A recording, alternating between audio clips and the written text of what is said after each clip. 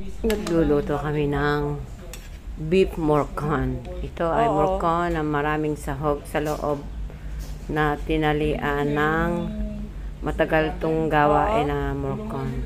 So, kung relate kayong gumawa ng morcon, ay iba-ibang version naman ang mga luto ng morcon. Pero ito ay nilagyan ng, alam nyo na ang sahog ng morcon. May cheese, may bell pepper, sausage, ano pa ba ito? Carrots, celery, at marami pang ibang sahog sa loob. At pagkatapos ay tinalian. Ayan ang kinalabasan ng morcon. So, hinahalo-halo namin dahil baka masunog ang ilalim.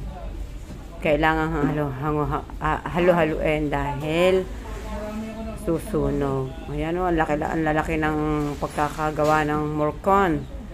Masarap. Sarsa pa lang, ang morcon ay ulam na, yung sarsa ng morcon.